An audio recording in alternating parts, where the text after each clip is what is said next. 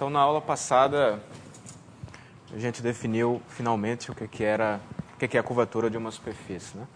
Então, a gente estava dado uma superfície S contida em R3, uma superfície regular. A gente viu que a curvatura de uma superfície em torno de um ponto P é medida pode ser medida de várias formas diferentes, né? Você pode olhar para a chamada segunda forma fundamental,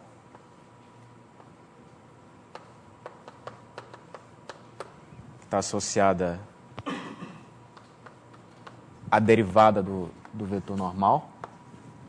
Essa era a forma quadrática definida dessa maneira. E isso tinha uma interpretação como sendo a curvatura da interseção da superfície com o plano, que contém a normal e o vetor V, quando o vetor V é unitário.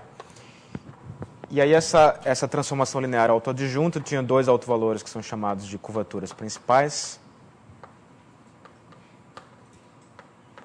que sempre, como correspondem a autovalores de uma transformação linear autoadjunta, sempre aparecem em direções tangentes ortogonais. E a partir dessas curvaturas principais a gente definiu duas noções de curvatura. Uma era a curvatura de Gauss, que é o produto das curvaturas principais, e a outra era a curvatura média, que é dada pela média aritmética das curvaturas principais, né? Então o objetivo nessa aula, um pouquinho na próxima também, é entender o significado geométrico desses objetos, da curvatura de Gauss e da curvatura média. E aí mais tarde a gente vai, depois que a gente entender bem o que cada curvatura dessa significa, a gente vai também relacionar essas curvaturas com o que acontece com a superfície globalmente, que seria mais para frente no curso. Então, por exemplo, se você olhar para a curvatura de Gauss, ela é o produto dessas duas curvaturas principais que vêm com um sinal. Lembra que elas estão associadas às seções normais. O sinal da curvatura indica a concavidade, né, da curva em questão. Então, você pode imaginar que se esse número for positivo, ou seja, quando esse número é positivo, as curvaturas principais têm que ter o mesmo sinal, que significa que elas vão ter que fazer uma figura assim.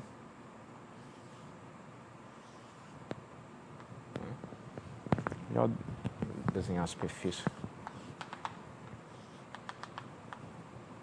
Vão ter que fazer uma figura assim, essa situação em que a curvatura é estritamente positiva. E você deve imaginar também que no caso em que a curvatura de Gauss é estritamente negativa, essas curvaturas principais vão ter sinais opostos. Então você deve ter uma figura tipo uma cela, uma coisa assim.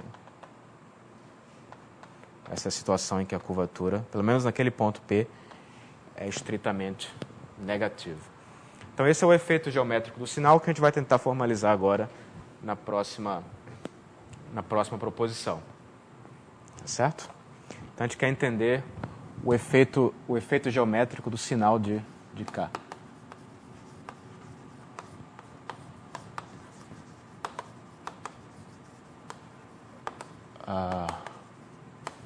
Bom, para entender isso, você quer entender o que acontece com a superfície numa vizinhança do ponto P. É claro que longe do ponto P ela pode fazer qualquer coisa, né? Então o que você faz é, você pega uma parametrização da superfície naquela vizinhança do ponto P. Associa um sistema de coordenadas.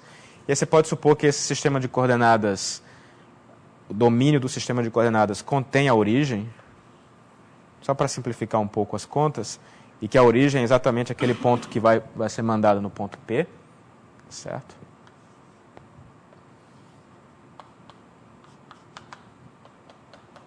Bem, então você imagina que você tem uma parametrização da sua superfície. Então que o zero pertence ao aberto U e o x de zero é o ponto P. E aí você quer entender, então, se os pontos na vizinhança de P... Bom, no ponto P é claro que você tem o plano tangente, e a pergunta é de que lado do plano tangente você está numa vizinhança do ponto P.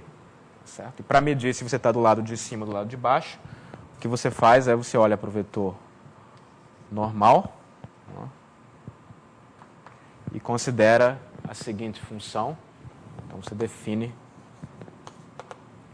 a seguinte função f das variáveis u e v. Vai fazer o seguinte, vai pegar o ponto na superfície, que é a imagem das coordenadas u e v, certo? Pegar o ponto aqui. Você vai olhar para o vetor posição com relação ao ponto P, que é essa diferença aqui. Certo? E vai fazer o produto escalar com a normal n em P. Né? Essa função aqui. Certo. Então, o sinal dessa função diz se você está acima ou abaixo do plano. Ok? Bom, para entender o sinal de uma função na vizinhança de um ponto, uma função diferenciável, é natural olhar para a expansão de Taylor dela. Então, você olha para a série de Taylor, né?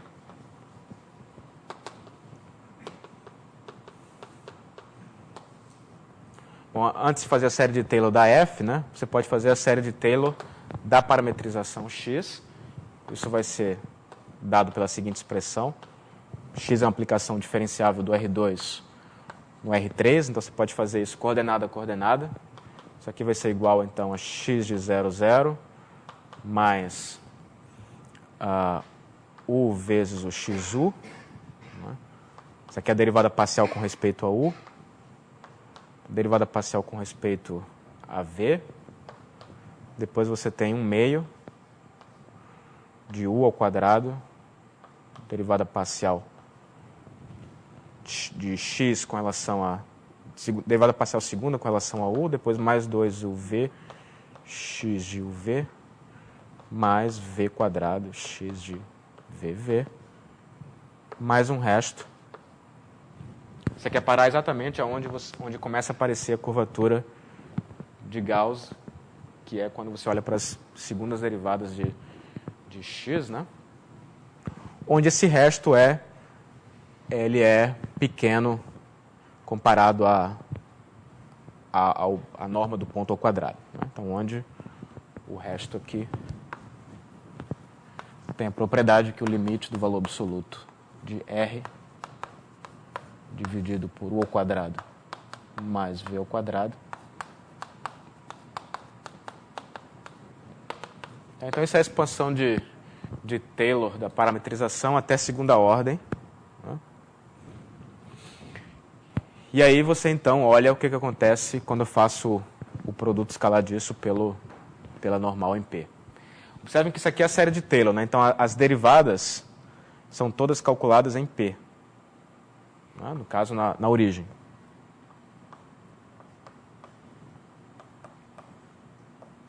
Certo? Isso aqui é tudo calculado em P. Bom, então, significa que a expansão de Taylor da f vai ser dada por f de uv vai ser igual a... Bom, se eu calculo isso em 0, 0, eu vou ter, então, a seguinte expressão. U vezes o xu n mais v vezes o xv n mais 1 meio de u ao quadrado xu n mais 2uv xuv n mais v quadrado xvv n mais um resto, né, mais o produto escalar do R por N. A normal aqui é sempre a normal em P. Né? E os vetores coordenados também são os vetores coordenados em P. Já falei isso. Tudo isso aqui também é no ponto correspondente ao P, né, que é o 0. Assim por diante. Bom, então segue direto dessa fórmula aqui, que vale o seguinte. Primeiro, como isso aqui é tudo calculado no ponto P, né? o XU é o vetor coordenado no ponto P, esse produto escalar é zero, esse vetor é tangente, esse vetor é normal. Então, o termo linear vai desaparecer, a gente vai ficar só com os termos quadráticos e o resto. Mas a gente já tinha identificado o que era essa expressão aqui. Né? Vamos lembrar aqui dos coeficientes da segunda forma fundamental. Os coeficientes, eu até não me lembro aqui, você já introduziu essa notação do E minúsculo? Já introduzi aqui ou não? Não, né? Então, os coeficientes da primeira forma fundamental eram o E, o F e o G maiúsculos. Então, na notação clássica, você representa a segunda forma fundamental em coordenadas por E, F e G minúsculos. Então, o E minúsculo vai ser igual a menos, corresponde à variável U, o dn de XU, mas isso aqui é o menos derivada parcial de n com respeito a U, XU, que também é, já que o n e o XU são ortogonais, o nXU. Então, tudo isso aqui é o E minúsculo. O F minúsculo corresponde a olhar para o termo misto, a segunda forma fundamental. Então, isso aqui é o menos NUXV, que também é o menos NVXU, que também pode ser visto como o NXUV. Esse é o F minúsculo. E o G minúsculo é, por definição, o termo correspondente à variável V, menos dn de XV. Então, isso é menos derivada parcial de n com relação a v, xv, ou então é o nxv. Certo? Então, esses são os coeficientes da segunda forma fundamental. Eles representam a segunda forma fundamental na base XU, XV. Porque se você tiver, então, um vetor, digamos, W, né, que se escreve como AXU mais BXV, então a segunda forma fundamental na direção de W vai ser usando essas definições. Isso aqui é o menos dn de W interno W. Então, se você faz as contas, apresentando o W na base, você fica então com A ao quadrado vezes o E minúsculo, mais 2 vezes a B vezes o F minúsculo, mais o B quadrado, o G minúsculo, certo? O A e o B são as coordenadas do W na base, XU, XV, certo? Então, esses são os coeficientes da segunda forma fundamental, uma vez fixada a parametrização. Então, se a gente volta agora para essa expressão aqui, a gente conclui que a função f é dada, então, por um meio de... Isso aqui é o E, isso aqui é o F, isso aqui é o G minúsculo. Então, isso aqui vai me dar U ao quadrado E mais 2UVF mais V ao quadrado G, com esse resto aqui. Vou chamar de R barra.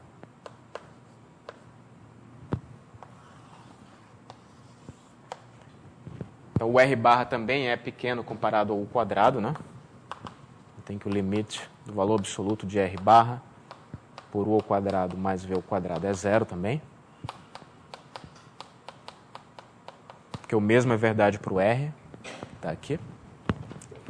E agora vocês olham para essa expressão aqui, comparam com o que eu acabei de escrever, né? A conclusão final é que a função f de uv é dada por... Aquilo ali é exatamente a segunda forma fundamental aplicada ao seguinte vetor w. Isso aqui é exatamente um meio da segunda forma fundamental aplicada a w, mais um resto, onde o W é o vetor que tem coordenadas, que na base coordenada tem como coordenadas U e V. Esse vetor aqui. Certo? Ou seja, observe que isso aqui é uma forma quadrática. Né? Então, esse termo aqui, ele é quadrático no vetor W, enquanto que o resto é menos que quadrático. O resto é, digamos, cúbico, uma coisa assim. É pequeno quando comparado com o termo quadrático. Tem que o limite do resto, comparado à norma de W ao quadrado, é zero. Quer dizer, o W é se esse é o aberto U, aqui está a origem.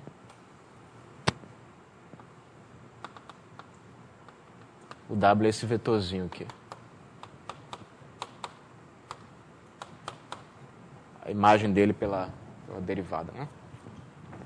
Então, a gente obteve a expansão de Taylor da F em coordenadas locais. A conclusão é que o termo dominante é dado pela segunda forma fundamental.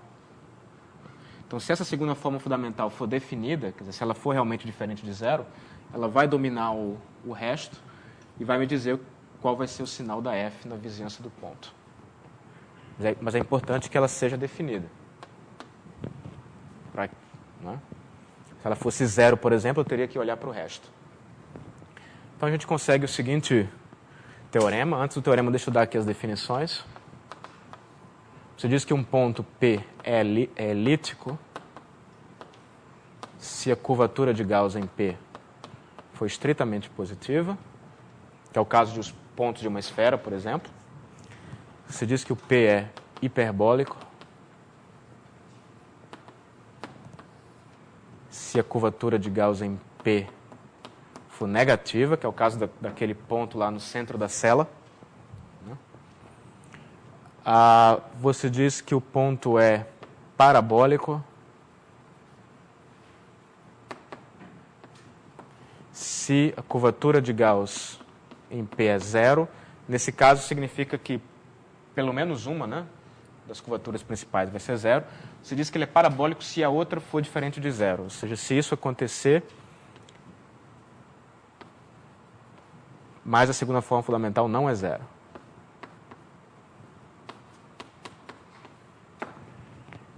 Finalmente, você diz que o ponto é planar se as duas curvaturas forem zero, certo? Ou seja, se a segunda forma fundamental for zero. Então, essa é a classificação, né, dos tipos de pontos que você pode ter. Um exemplo aqui de um ponto planar é dado pela seguinte superfície. Você pega uma superfície de revolução, eu vou já falar sobre elas, mas a ideia é que você pega uma curva que é tão chata, pega uma curva plana que é tão chata aqui de maneira a ter curvatura zero. Por exemplo, você pode pegar o gráfico da função z igual a y à quarta. Então, como esse 4 aqui é maior que 2, lembra que a curvatura é um invariante de segunda ordem, que vai envolver derivadas segundas da curva. Então, como esse 4 é maior aqui, a curvatura nesse ponto dessa curva aqui vai ser zero. Então, se depois você roda essa curva com relação a esse eixo, você vai ter uma superfície de revolução, onde ela é tão chata aqui que, nesse ponto, a segunda forma fundamental é zero, então o ponto é planar. Tá certo? Se eu colocasse aqui um quadrado, aí não, aí a curvatura seria estritamente positiva. Tá certo? Então, um exemplo de um ponto planar. Esse ponto é planar, mas os outros não são planares. Ok, então já estabeleci a terminologia, a gente pode enunciar a proposição. A proposição diz, então, que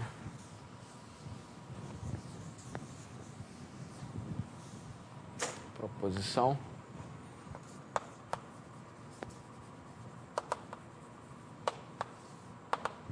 Então, como eu falei, para que eu possa analisar aquela expressão, eu preciso que a segunda forma fundamental seja definida, ou seja, se por acaso a direção do W corresponde a uma direção nula, né? Então não tenho como comparar as duas coisas. Então eu vou falar, a proposição vai se aplicar só aos pontos que são elípticos e hiperbólicos. Então, no primeiro caso em que o ponto é elíptico, então, tem dois casos aqui. Então, se o ponto P pertencente a S é elíptico, ou seja, a curvatura de Gauss em P é estritamente positiva, então o que vai acontecer é que as duas curvaturas principais vão ter o mesmo sinal, não é? Certo? E aí essa segunda forma fundamental aqui, ou ela vai ser positiva definida ou vai ser negativa definida. Então isso implica que vai existir uma vizinhança de P, vizinhança V de P, tal que os pontos da superfície naquela vizinhança estão todos contidos de um dos lados do plano tangente. Então, que o V interseção S, para ser preciso, a gente tira o ponto P, então que isso aqui está inteiramente contido, está contido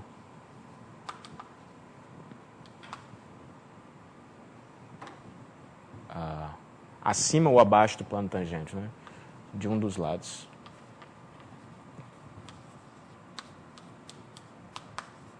Que é aquele desenho assim. Esse aqui é um ponto elíptico, né? Então, numa vizinhança é possível que depois a superfície faça isso. Mas pelo menos numa vizinhança de P, você vai ter que ela vai estar, por exemplo, aqui abaixo do plano tangente. Certo? Então, esse é o caso elíptico. E o caso em que o ponto é hiperbólico, se o P é hiperbólico, quer dizer, a curvatura em P vai ser estritamente negativa. Então, isso significa que as curvaturas principais têm sinais opostos.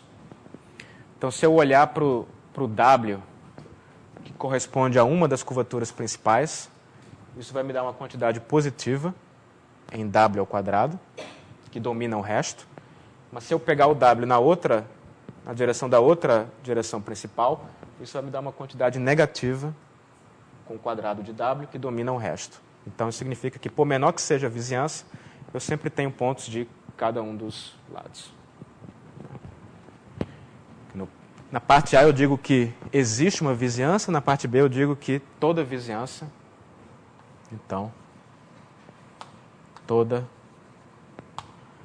a vizinhança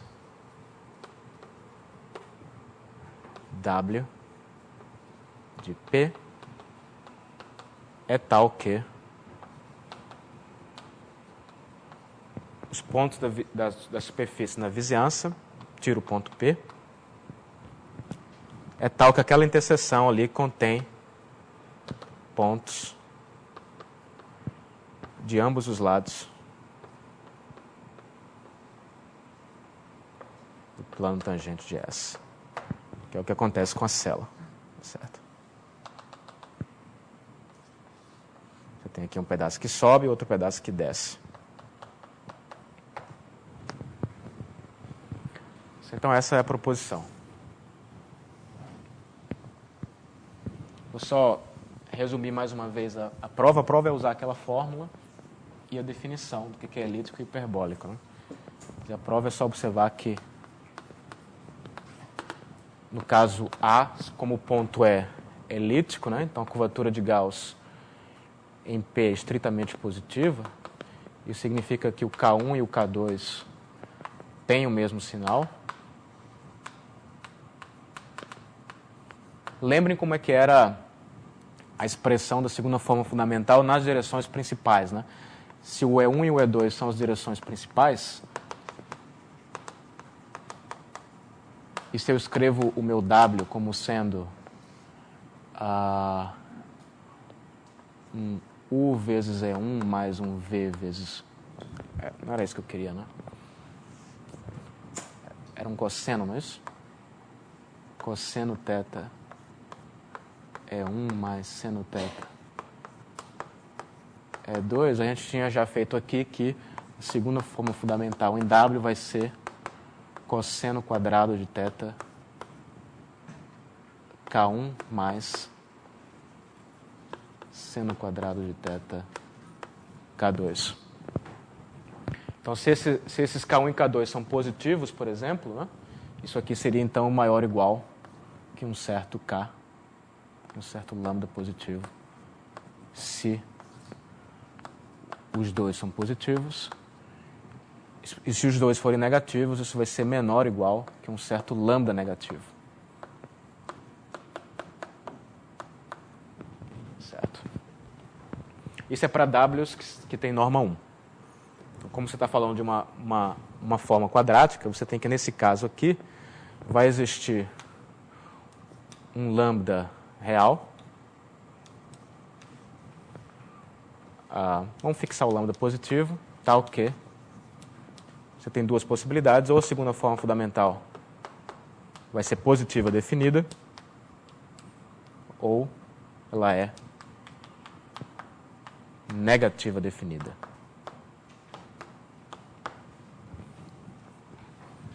Tá certo? E aí, como você olha para aquela forma, como o resto é pequeno comparado ao quadrado de W, se eu faço W muito pequeno, isso me diz que a F vai ser estritamente positiva, né, ou estritamente negativa num disquinho menos P, onde esse D é um disco muito pequeno.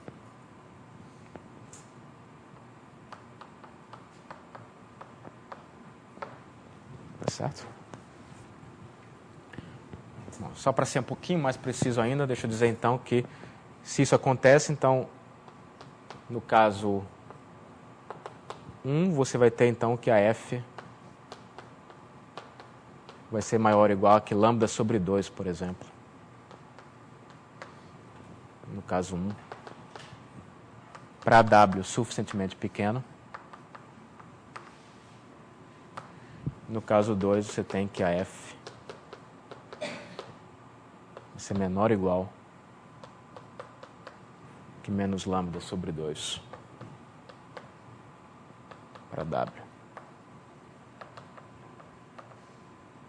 O lambda sobre 2 aqui é porque a gente tem um resto, né? Então o resto tem que ser absorvido. Então, de qualquer forma, a F vai ter um sinal, né? Isso aqui implica que a F ou é positiva ou é negativa para todo W suficientemente pequeno. Diferente de 0. Ou F é negativo.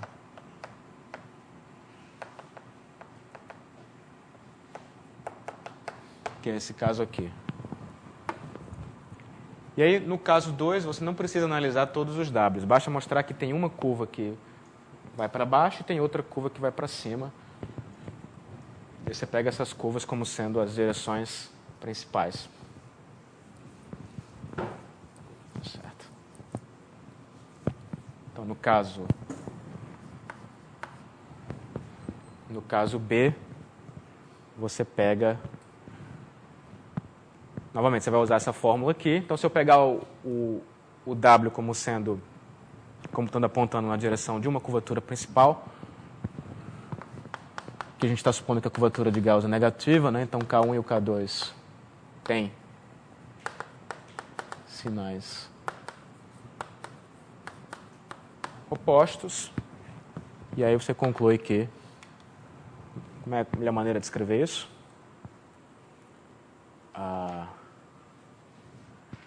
Se você pega qualquer curva na superfície,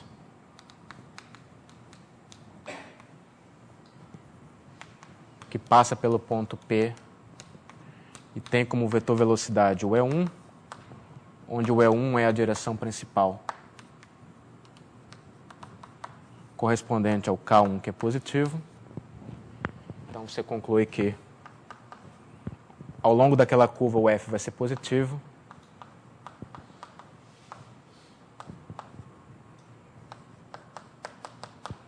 Mas se você fizer a mesma coisa numa curva que é tangente a outra direção principal,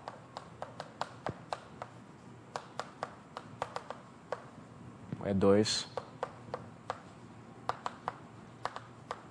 onde ela é a direção principal correspondente ao alto valor negativo, então, ao longo dessa curva, F vai ser negativo.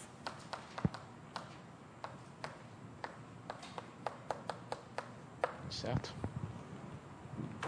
Essas duas curvas aqui, alfa e beta. Mas o ponto é esse, né? O ponto é que a fórmula diz que é a segunda forma fundamental que domina F. Tá bom? Então, esse é o sinal geométrico da curvatura de Gauss. Curvatura positiva e curvatura negativa. Alguma pergunta sobre isso?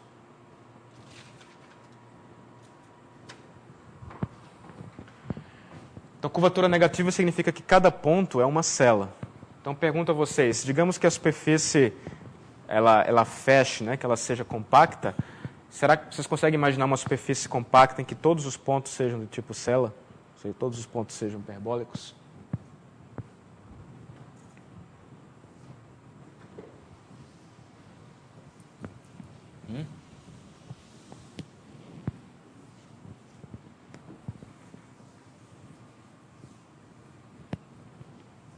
Uma superfície que não é compacta é fácil você fazer, né? Você pega uma coisa assim, por exemplo.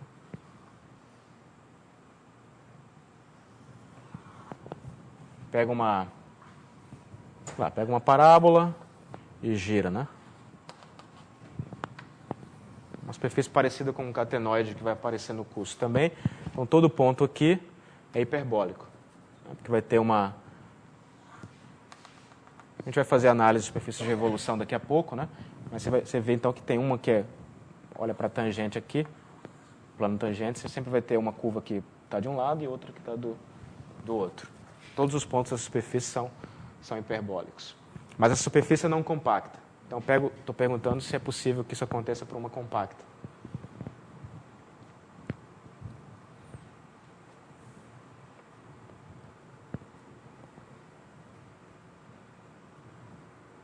Seria possível fechar essa superfície aqui de tal maneira que todos os pontos fossem hiperbólicos? Não?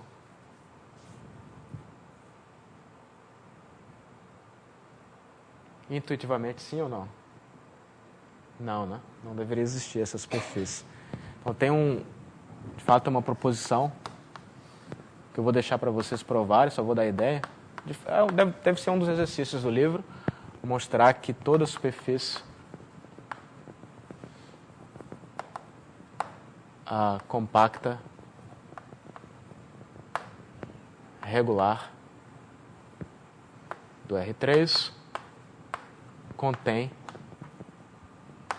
pelo menos um ponto elíptico. Certo? E a ideia aqui é que você imagina, só vou dar a ideia, depois vocês tentem formalizar. Provavelmente tem a ver com um exercício que eu já passei, se eu me lembro bem. Mas a ideia é que se você tem uma superfície compacta qualquer do R3S, como ela é compacta, você pode colocar a superfície dentro de uma bola. Certo? Uma bola de raio R bem grande. E aí o que você faz agora é você mantém o centro fixo e você diminui o raio da bola até que a fronteira da bola toque a superfície pela primeira vez. Então, no desenho aqui, você começa a diminuir a bola, vai ter um momento exato em que as superfícies se tocam pela primeira vez, né? Digamos aqui, por exemplo. Isso aqui não está parecendo uma bola, né?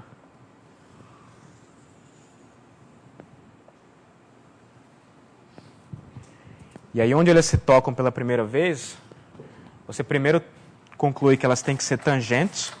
O primeiro ponto de contato aqui elas têm que ser tangentes, porque se elas fossem transversais, então significava que já tinha intersectado um pouquinho antes. Elas têm que ser tangentes. E agora a superfície S está toda de um lado da esfera, né?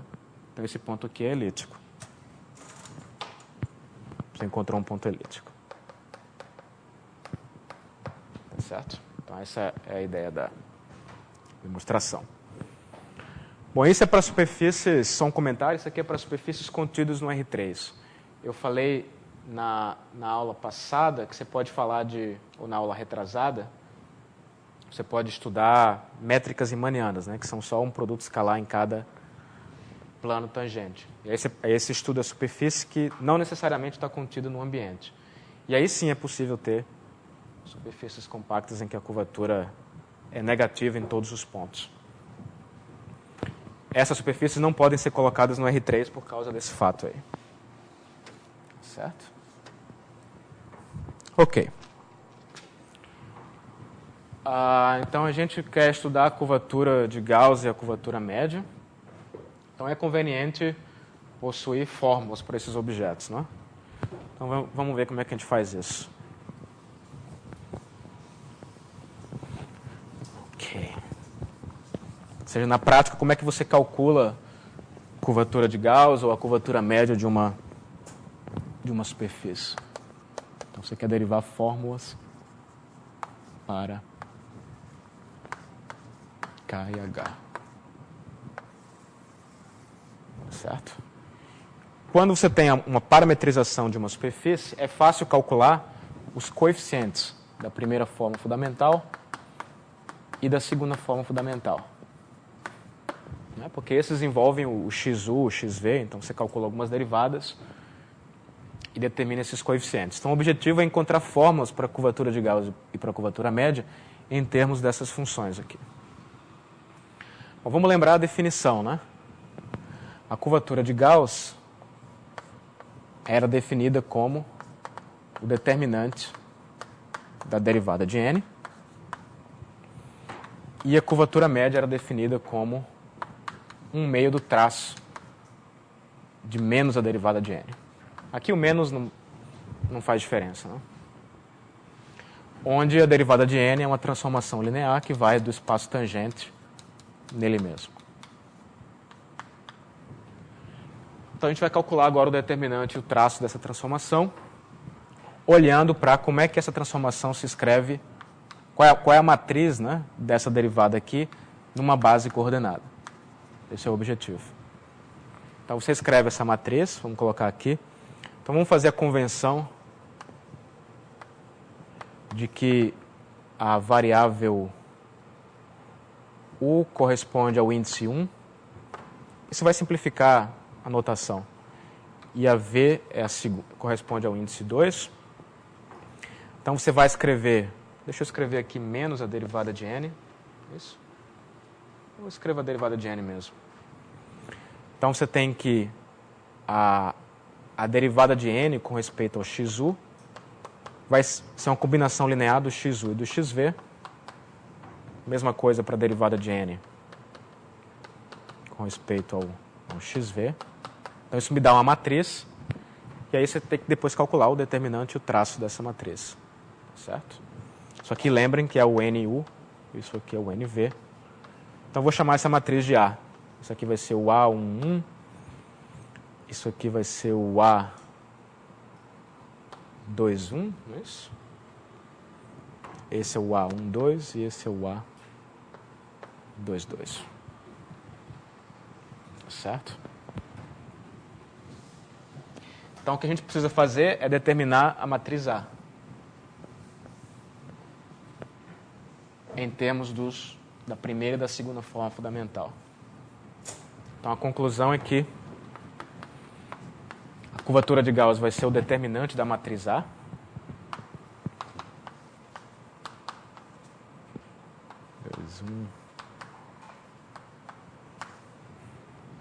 O K é o determinante de A e o H é um meio do traço de A. Ok, então eu quero determinar quem são esses coeficientes aqui. Então o que eu vou fazer é Bom, eu posso calcular o produto escalar de cada lado pelos vetores da base coordenada. Porque aí vai me fazer aparecer exatamente os coeficientes da primeira e da segunda forma fundamental. Mas deixa eu usar uma notação mais econômica. Certo? Como eu fiz essa convenção aqui, que a variável U corresponde ao índice 1 e a V corresponde ao índice 2, eu vou escrever isso aqui de uma maneira mais econômica, da seguinte forma. Derivada de n na direção i se escreve então como uma soma de xj. O j aqui varia de 1 a 2, né? E aí eu escrevo, como é que é? O a ji, tá certo isso? Então aqui eu estou chamando de x1 o xu, de x2 o xv, n1 o nu e n2 o nv. Tá certo? Então isso é o que a gente tem aqui, né? Também vamos usar a seguinte notação para tornar a coisa novamente mais econômica. Eu vou chamar de GJ. Isso aqui é inspirado por geometria riemanniana. Isso aqui é a primeira forma fundamental, ou seja, o produto escalar de xi por xj. Certo? E vou chamar de π e j os coeficientes da segunda forma fundamental. Então, isso aqui é o n interno, é o menos o ni com xj. Então, isso me dá duas matrizes 2 por 2. A matriz G, na notação antiga, é simplesmente a matriz E, F, F e G maiúsculos. E a matriz π, na notação antiga, é a Ezinho, Fzinho, Fzinho e Gzinho. Certo? Ok, então agora a gente pode fazer a conta. Então a gente vai pegar essa equação aqui e vamos fazer o produto escalar pelo vetor xk. Certo? Então a gente vai ter que o produto escalar de ni por xk é igual à soma de AJI XJXK em J. Os índices sempre variam de 1 a 2. Mas isso aqui eu posso escrever então, isso nada mais é do que a matriz π, né? A menos o sinal. Então eu concluí que a matriz π, índices I e K, é igual a menos esse somatório aqui, que é o somatório em J do AJI, isso aqui é o GJK. Certo? Agora vamos lembrar a definição de produto de matrizes, né? Quando você tem duas matrizes A e B, a entrada IJ do produto é dada pela soma, né, do AI, L, B, LJ. Essa definição. E perceba então que é o que está acontecendo aqui, se eu escrever da forma certa. Ou seja, qual é a minha conclusão? Minha conclusão é que a matriz π e K, a matriz π da segunda forma fundamental, isso aqui pode ser visto como um produto de matrizes. Certo? Que produto é esse? Bom, aqui primeiro eu tenho que trocar a ordem, né? Isso aqui eu posso pensar como menos a soma do A transposto e J, trocando a ordem do J e do I. Essa é a matriz transposta. GJK. Então, isso aqui é exatamente menos o produto de A transposto por G.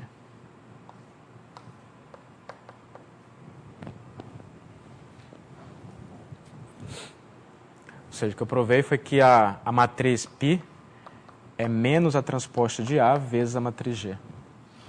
Certo?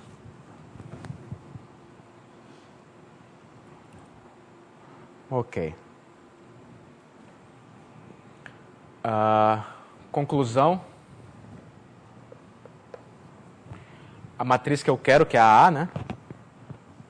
Vai ser, então, a matriz A transposta, por exemplo, vai ser menos π que multiplica a inversa de G. Certo? E aí basicamente acabou o nosso problema, porque eu queria calcular a matriz A em termos dos coeficientes da primeira e da segunda forma fundamental. É exatamente o que eu tenho do lado direito aqui. A primeira e a segunda forma fundamental. Né? Agora é só tirar as conclusões. Ok.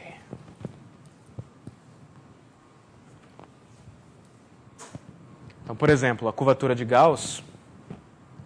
Deixa eu só... vamos fazer a curvatura de Gauss, que é mais simples, é mais direta. Segue dessa fórmula aqui.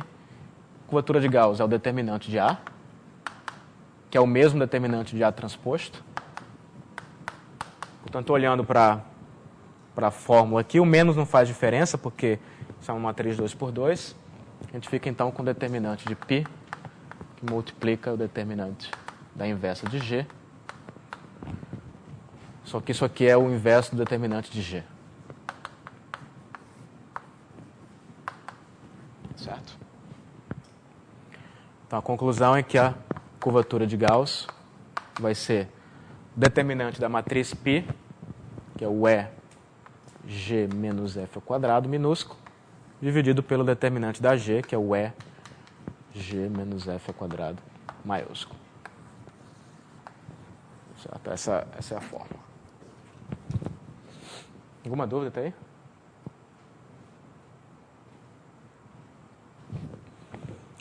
E a gente pode fazer também a curvatura média. Aqui tem um problema de inverter a matriz G, mas a gente lembra de álgebra linear que matrizes 2 por 2 são fáceis de inverter. Né? A matriz inversa de G, essa matriz aqui é a, como é que é? 1 sobre determinante. Você troca o G com o E e troca o sinal do F aqui. Acho que é isso. Certo? Essa é a inversa de G. Ok, então a curvatura média fica... Bom, aqui vamos usar a força bruta aqui. O A transposto vai ser menos a matriz π, que era o E, Fzinho, Fzinho, G, vezes a inversa de G, que eu calculei ali. Então, eu tenho aqui, vai aparecer aqui dividido pelo determinante. E aqui é o G, E menos F. Então, você faz a conta, isso dá menos 1 sobre o EG menos F ao quadrado. Agora é só fazer a conta, né?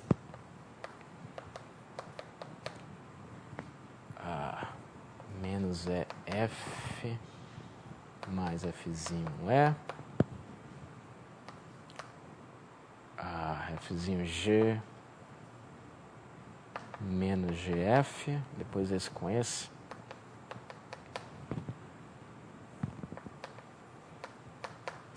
Mais GE.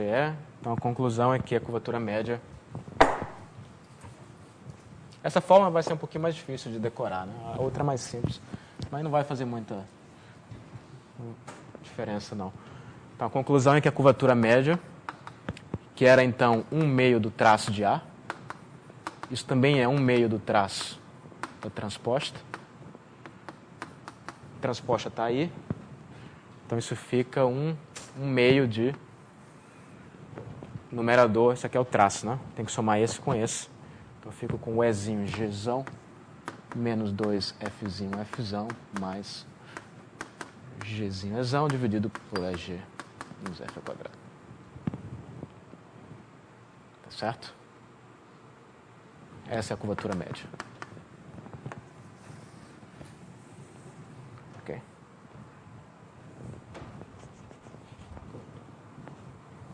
Tá bem?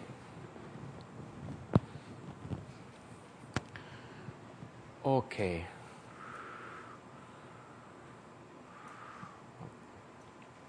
Uma pergunta aí?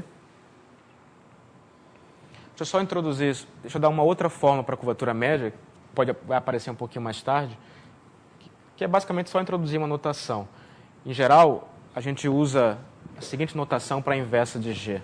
Isso aqui também é uma notação. A inversa de G, isso aqui é uma matriz, então o coeficiente IJ dela é representado pelo G, só que com os índices em cima. Certo? Essa é a notação.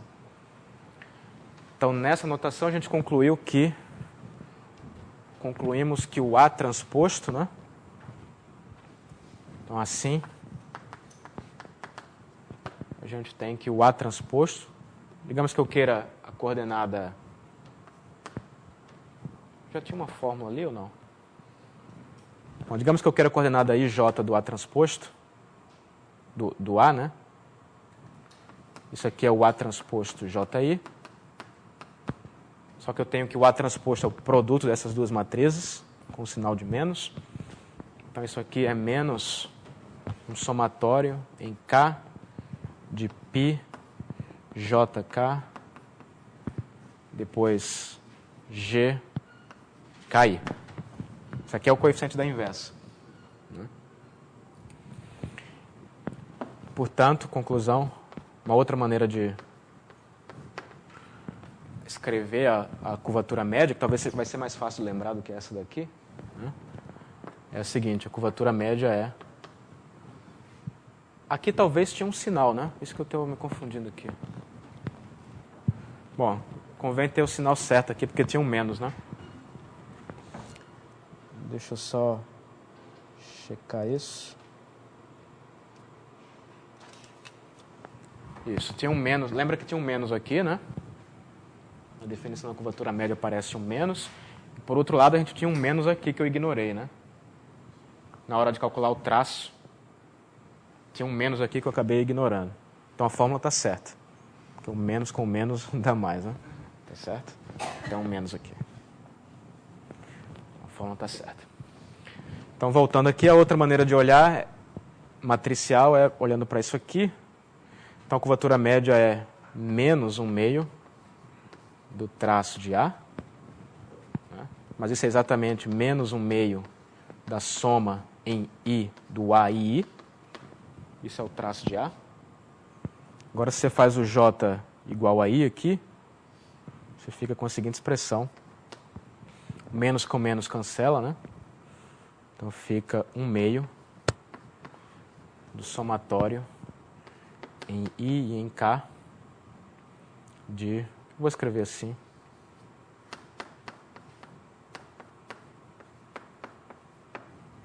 Certo? Essa é a fórmula aqui. Isso aqui é a inversa da primeira fórmula fundamental. Isso aqui é a segunda fórmula fundamental. Então, você bota os índices repetidos aqui, I e K. Isso é exatamente a curvatura média. Certo? Ok.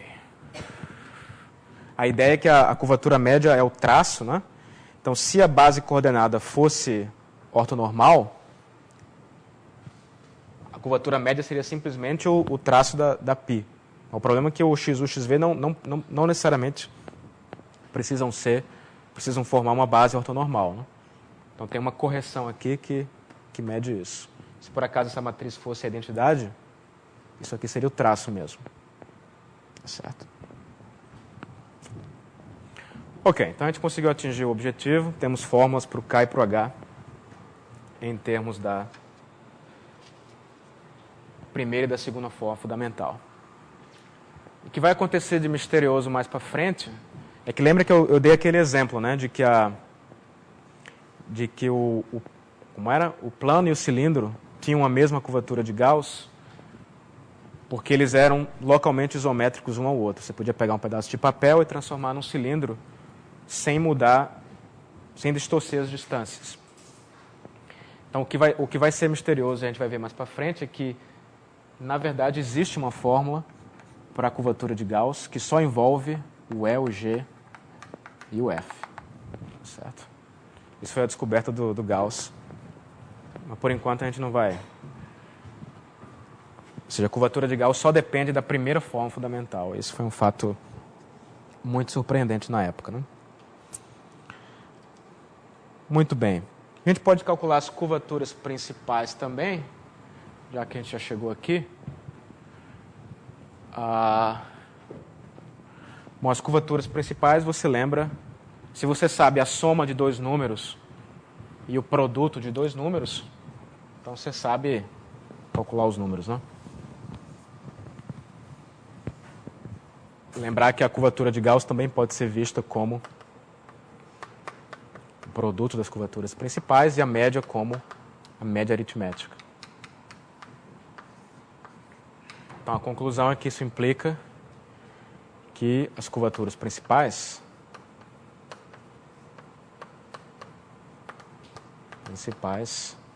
são as raízes da seguinte equação, que é uma equação de segundo grau, x ao quadrado, como é que é? Aparece a soma das raízes aqui, não é isso? Que é 2 vezes h. E aqui você coloca o produto das raízes, que é a curvatura de Gauss. Não é isso? A conclusão, então, é que as curvaturas principais são dadas por... Aí você usa a fórmula de Bhaskara. Isso aqui é h mais ou menos a raiz quadrada de h ao quadrado menos k. Certo? O K1 e o K2. Um vai ser o mais e o outro vai ser o menos. Certo? Então, se eu te dou os coeficientes da primeira e da segunda forma fundamental, você calcula a curvatura de Gauss por aquela fórmula, a média por aquela outra, e as curvaturas principais você tira daqui. E essa fórmula aqui também explica o porquê que as curvaturas principais não são tão convenientes assim, não são tão úteis assim para estudar a superfície. A razão é a seguinte, que elas nem sempre são funções diferenciáveis. Essas fórmulas aqui me dizem que o K e o H sempre são funções diferenciáveis, que o mesmo vale para esses coeficientes. Então a gente tem que, um corolário dessa discussão é que a curvatura de Gauss e a média são funções diferenciáveis.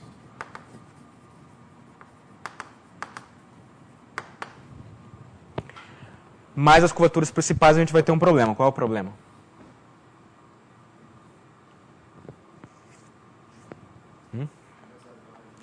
O problema é quando der zero aqui, né? Segue de... Você faz uma conta rápida, você vê que isso é sempre não negativo. A gente pode fazer essa conta rápida aqui, né? Isso aqui é o... O que é isso? Eu acho que vai ser isso aqui.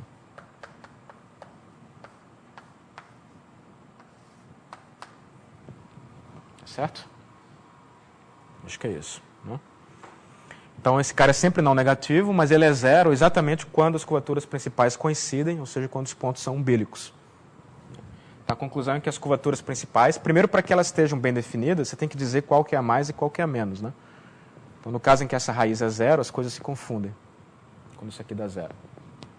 Então, a conclusão é que você pode sempre pegar a maior e a menor. Então, você tem que a curvatura máxima, curvatura principal máxima e a curvatura principal mínima, digamos que essa seja K1 e essa seja a K2. Então, isso aqui sempre faz sentido. Essas funções são funções contínuas.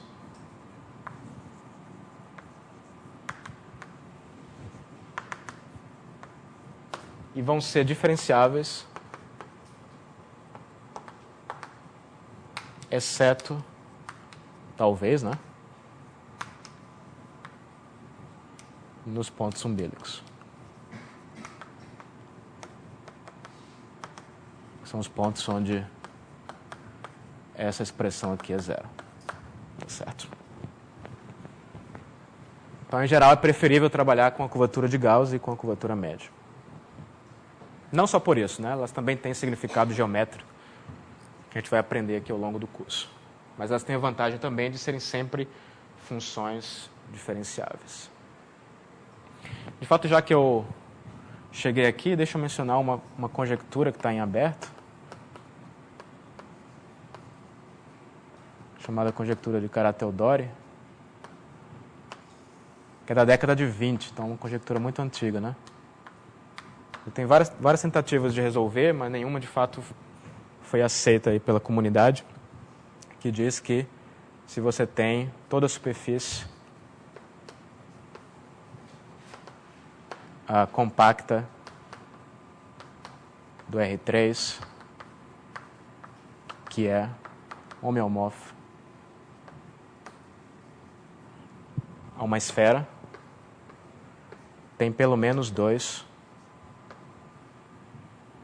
pontos umbílicos. Se a superfície for uma esfera, né? Essa quantidade h² menos k tem que se anular pelo menos 2 vezes. Um problema aí de pontos umbílicos que está em aberto há quase 100 anos, né? Ok. Uma pergunta? Bom, vamos fazer um exemplo que é importante ter exemplos, né, para testar conjecturas, testar possíveis enunciados. Então, o exemplo aqui é dado pelas chamadas superfícies de revolução. Superfícies de revolução.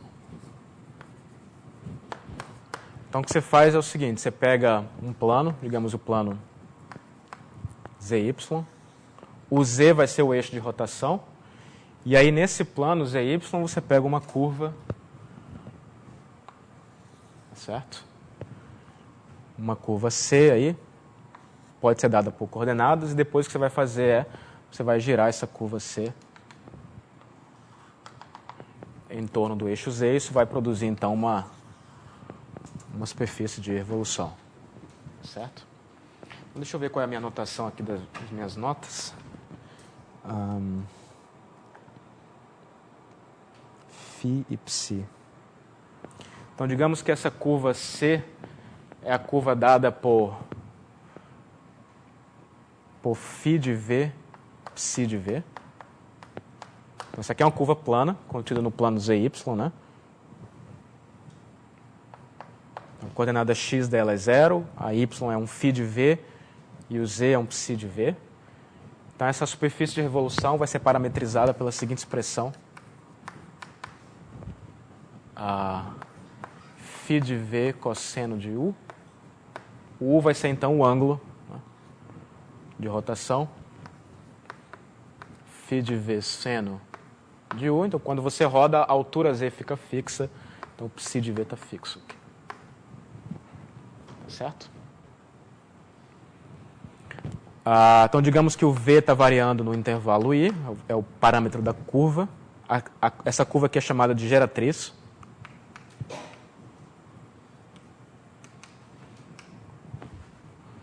As curvas, esses círculos aqui, que são as interseções com os planos horizontais, são chamados de paralelos. E as cópias da curva geratriz rotacionadas são chamadas de meridianos, né? São os meridianos. Então, essa é a notação, é a terminologia, né, associada a uma superfície de revolução.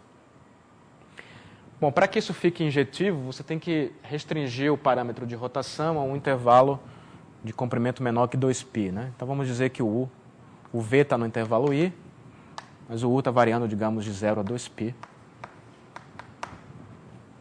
Não interessa muito, porque, na verdade, a superfície de revolução ela é a mesma, né? Esse ponto aqui se comporta igual a esse. A diferença é um movimento rígido, então não interessa muito isso. Então, a gente pega essa parametrização e vamos só fazer esse exemplo para ver como é que a gente calcula essas coisas. A curvatura de Gauss eu me lembro aqui. Então, a ideia é que, bom, você calcula o XU, que é a derivada parcial com respeito a U. Então, isso é menos φ seno φ cosseno, 0. Depois você calculou xv, que é derivada com respeito a v, então vai aparecer o filinha, cosseno, filinha, seno, psilinha de v. Então o E maiúsculo, que é o produto escalar do XU com XU, vai ser, conta simples, é o φ ao quadrado. O F maiúsculo é o XU pelo XV. Aqui tem um menos, né? Então dá 0. O G maiúsculo é o XV pelo XV. Então isso vai me dar filinha ao quadrado mais psilinha ao quadrado. Certo? Então essa é a primeira forma fundamental. Agora a gente quer calcular a segunda forma fundamental, né? Então, por exemplo, o Ezinho, ele é o N XUU, certo? Então, o XUU deriva mais uma vez com respeito ao U. Então, isso é menos φ cosseno menos φ seno. Bom, eu já antecipo que a gente vai precisar do XUV. Então vai dar menos filinha de V seno de U, filinha de V cosseno de U, vírgula 0. E o XVV também, φ duas linhas de V cosseno de U, φ duas linhas de V seno de U e psi duas linhas de V. Ok, então voltando aqui, lembra que o N, eu vou tomar o N então como sendo o N associado à parametrização, que é esse vetor normal aqui. Certo? Também lembrem que essa norma aqui, bom, deixa eu só notar primeiro aqui.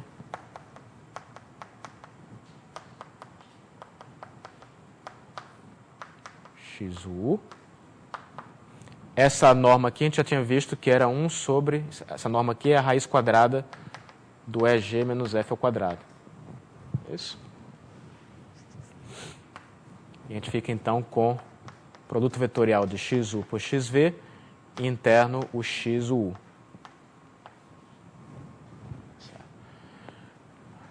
Mas aí lembrem que quando você tem três vetores, digamos U, V e W, isso aqui é exatamente o determinante da matriz que tem como colunas as coordenadas de U, V e de W.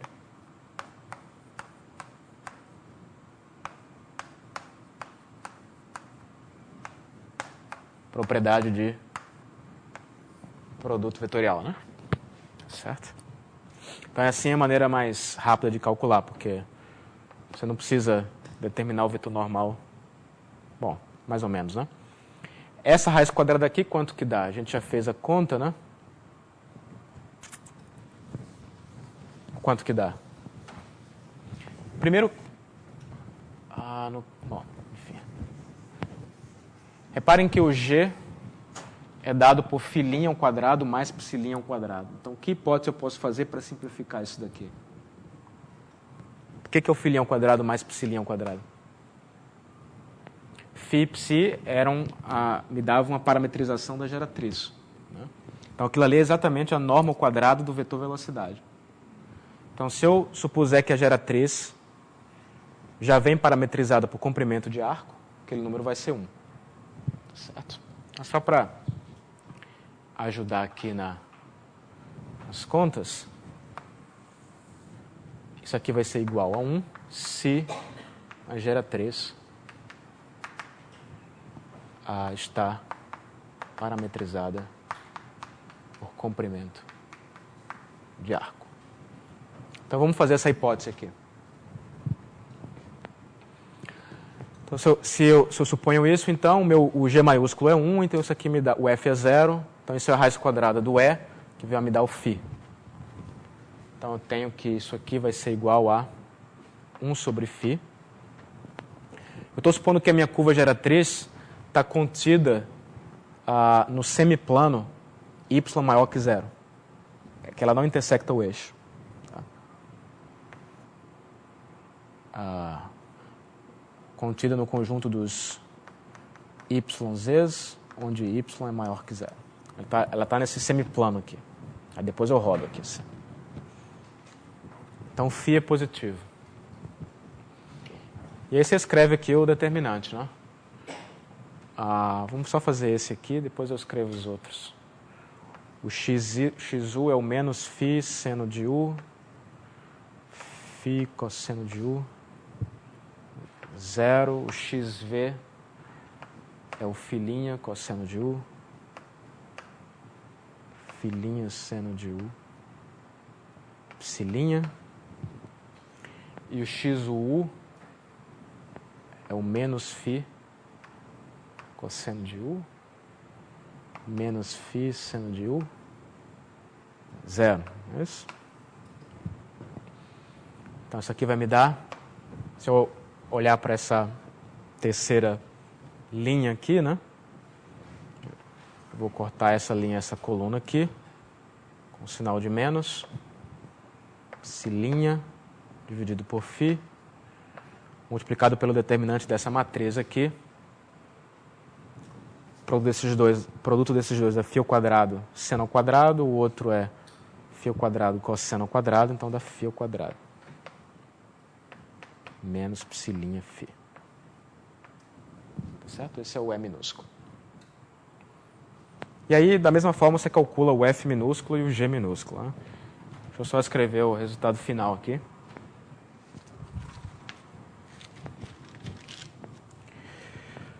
Ok? Então, só ilustrei o E minúsculo, mas os outros são parecidos. Você tem, então, que o F minúsculo vai ser 0. O F minúsculo, lembra, era o N x u v, ele vai dar 0. E o G minúsculo, que é o N x v v, vai me dar psi' φ duas linhas, menos psi duas linhas, φ'. Muito bem. Então, esses são os resultados. Agora é só interpretar as informações. Por exemplo, eu descobri, então, que nessa parametrização, né, tanto o F maiúsculo quanto o F minúsculo são iguais a 0. O que isso significa? Bom, o F maiúsculo ser 0 está me dizendo que isso nem sempre acontece, nem sempre é verdade. Né? Mas para essa parametrização, sim. Isso me diz que o xu e o xv são ortogonais. Isso. Então, quando isso acontece, você diz que a parametrização é ortogonal.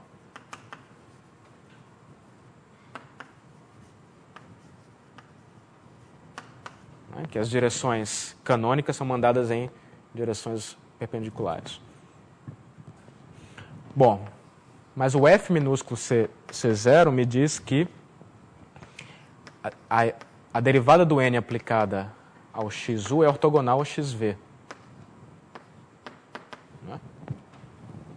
E também que a derivada do N aplicada ao XV é ortogonal ao XU. Só que a gente já viu que o XU e o XV formam uma base ortonormal.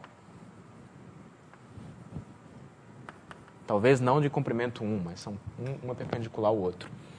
Então, a imagem do XU pela derivada de N é ortogonal ao XV, portanto, é paralelo ao XU. E, analogamente, para o V. Então, isso me diz que, se eu juntar os dois fatos,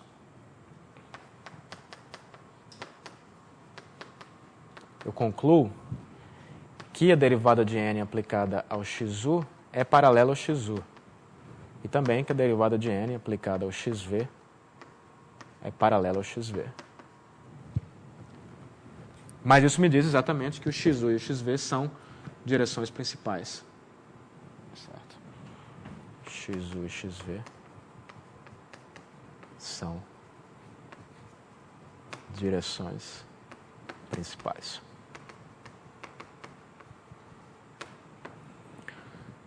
Agora, acabamos de ver que isso é exatamente o que acontece nessa parametrização de uma superfície de revolução. Então, geometricamente, quais são as direções principais de uma superfície de revolução?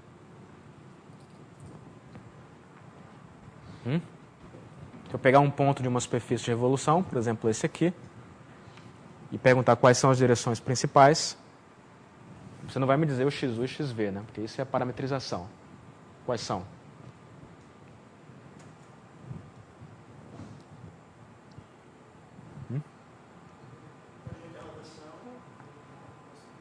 Isso.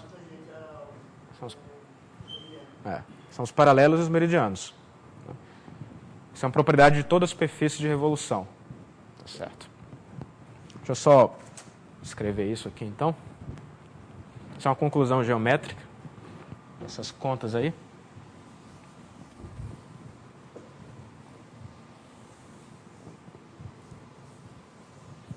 Deixa eu escrever assim, deixa eu dar uma definição. Você diz que uma curva alfa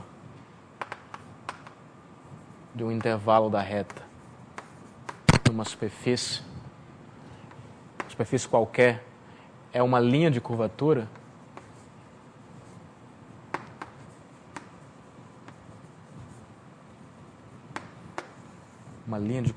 se o vetor velocidade de alfa for uma direção principal para todo t. Ou se alfa' de t é direção principal de S em alfa de t para todo t. Uma linha de curvatura é uma linha que acompanha, então, cuja tangente sempre aponta numa direção principal. Então, uma conclusão dessas contas que a gente fez é que os meridianos e os paralelos de uma superfície de revolução são linhas de curvatura.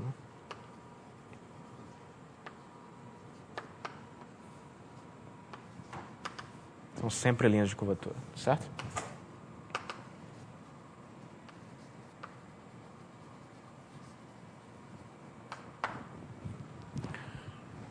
Eles são sempre ortogonais, né?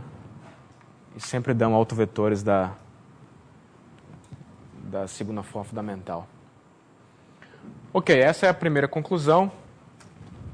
A gente queria então chegar nas fórmulas das curvaturas.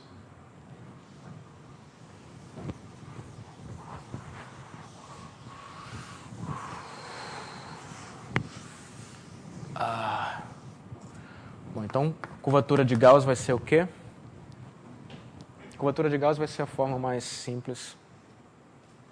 Ela era dada por Ezinho G menos Fzinho ao quadrado sobre isso aqui. Então, se você vê, olha para a fórmula. Isso aqui é 1 sobre φ ao quadrado, não é? Quanto que é o Ezinho? É aquilo ali, né? Menos psilinha φ. Vou botar o menos aqui. E o Fzinho é 0. E o Gzinho era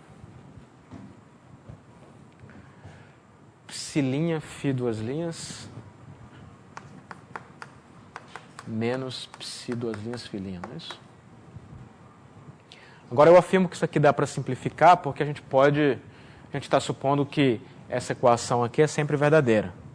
A curva é sempre geratriz, está parametrizada por comprimento de arco. Então, se eu derivar essa equação aqui,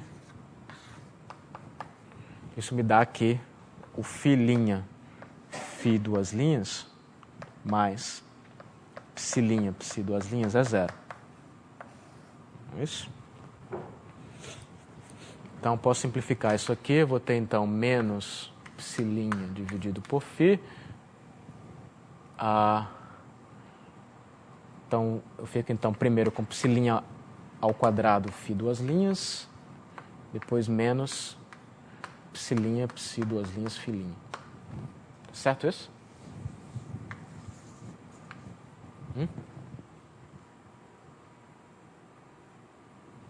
E aí isso é, se eu usar aquela equação, isso vai ser então, repito primeiro, e aqui aparece o produto de psi' por psi duas linhas, mas isso é menos, então fica mais o φ' duas linhas. Então fico com o φ' ao quadrado, φ duas linhas.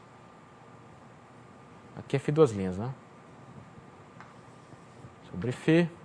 Então φ duas linhas eu coloco em evidência, mas o psi' ao quadrado mais φ' ao quadrado dá 1. Então isso é exatamente menos φ duas linhas sobre φ. Certo? Então essa é a curvatura de Gauss.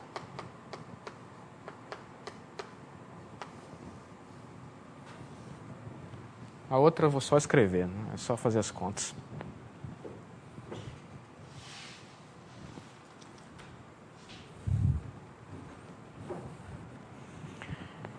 Então vê que ficou uma expressão simples, né? Só em termos da φ.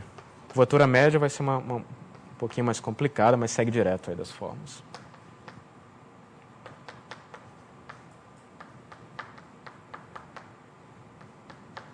Duas linhas φ. Essa é a curvatura média.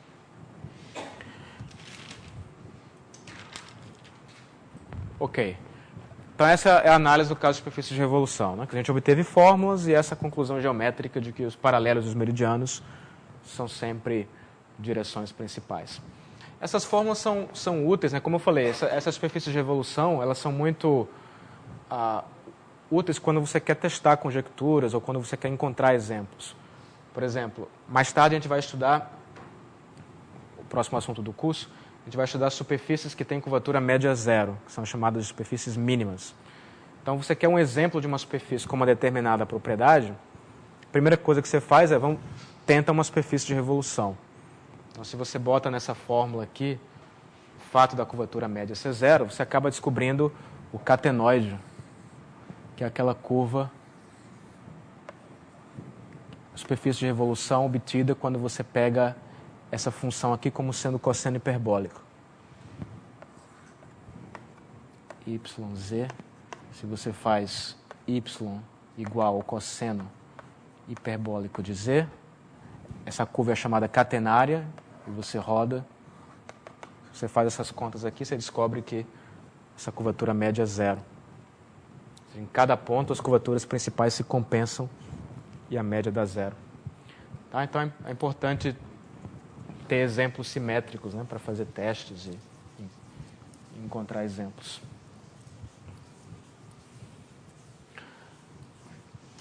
Bom, você pode fazer a mesma coisa para gráficos, eu não vou fazer as contas, mas eu só quero enfatizar um ponto conceitual aqui, por isso deixa eu colocar as fórmulas. Isso é uma outra classe de exemplos, né? Você quer testar uma conjectura ou quer encontrar um exemplo de uma superfície com uma determinada propriedade, você pode tentar uma superfície que seja um gráfico, né? Quer dizer, o gráfico é uma superfície do tipo, parametrização seria desse tipo aqui. Você tem um domínio do plano.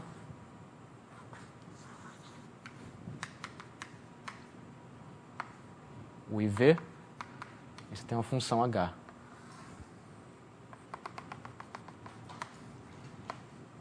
Então você olha para o gráfico dela.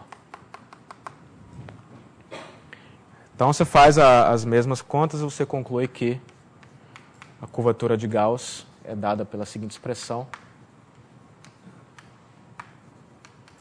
Aqui são as derivadas parciais de H.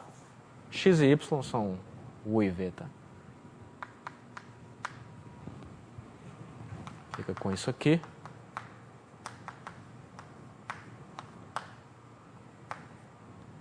E o H é isso.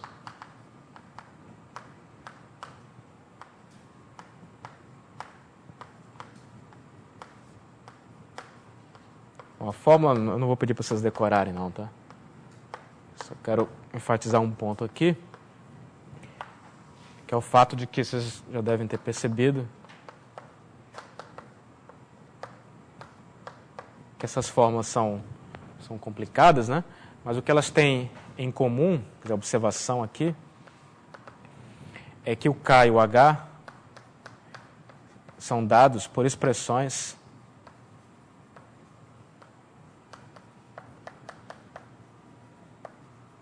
diferenciais, né, que envolvem derivadas parciais,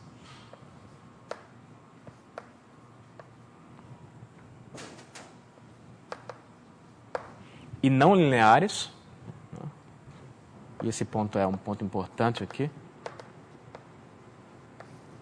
de segunda ordem. Então, as curvaturas, elas são objetos que são sempre dados por expressões que envolvem derivadas parciais, e essas expressões, em geral, são não lineares e de segunda ordem. Isso significa que, primeiro, que você não vai conseguir separar o estudo das superfícies do estudo de equações desse tipo, né? Mas esse ponto aqui da não linearidade é importante porque ele explica por que a teoria é rica, né? Quer dizer, se a curvatura fosse uma expressão linear, não teria nenhuma graça. Tá certo? Então, lembrem que toda superfície, isso é uma propriedade geral, toda superfície é localmente um gráfico. Então, as curvaturas são sempre dadas por essas expressões, e é isso que torna a teoria interessante. Ok, então, na aula que vem eu vou dar uma outra interpretação da curvatura de Gauss, e logo em seguida eu vou falar de superfícies mínimas, que são superfícies que têm curvatura média zero. Tá bom?